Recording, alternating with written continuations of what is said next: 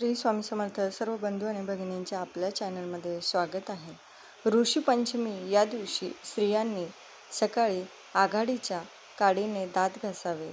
आंघोळ झाल्यावर पूजेपूर्वी मासिक पाळीच्या वेळी कळत नकळत केलेल्या स्पर्शामुळे जे दोष लागतात त्याच्या निराकरणासाठी अरुंधतीसह सप्त ऋषींना प्रसन्न करण्यासाठी हे व्रत करायचे असते. असा सर्वात पहिले संकल्प करावा. पाटावर तांदूळाच्या 8 पुंजा घालून त्यावर 8 सुपाऱ्या ठेवून कश्यप यादी 7 ऋषी आणि अरुंधती यांचे आवाहन आणि षोडोपचार पूजन करावे. या दिवशी कंदमुळाचा आहार घ्यावा आणि बैलाच्या श्रमाचे काहीही खाऊ नये असे सांगितले आहे.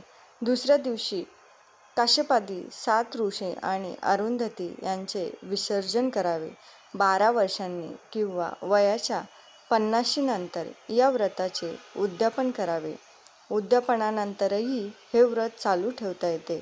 एका बाजूला स्त्री आणि दुसऱ्या बाजूला पुरुष असा नांगर ओढून त्यातून आलेले धान्य सप्त ऋषीपंचमीला म्हणजेच आजच्या दिवशी वार गुरुवार या दिवशी ऋषीपंचमीला जनावरांच्या मदतीने बनवलेल्या धान्याचे अन्न खायचे नसते. पाळी बंद झाल्यावर स्त्रिया ऋषी ऋण फेडण्यासाठी ऋषीपंचमीचे व्रत करतात. पूजा ही पूर्वेकडे आपले मुख होईल अशी पूजा मांडावी.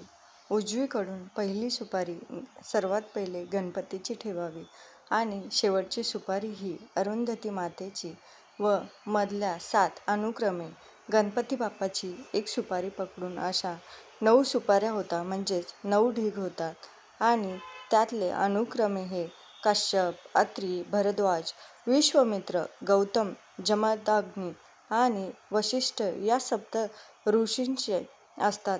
या 7 ऋषींचे आवाहन करून स्थापना करावी. नंतर षोडोपचार पूजा करून अर्घ्य द्यावे.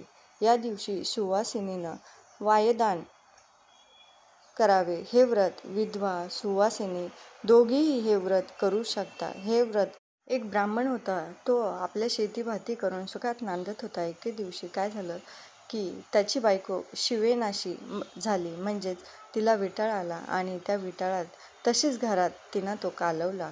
त्या दोषाने झालं की तिचा नवरा पुढच्या जन्मी बैल झाला आणि त्या बाईला आपला म्हणजेच कुत्रीचा जन्म घ्यावा लागला.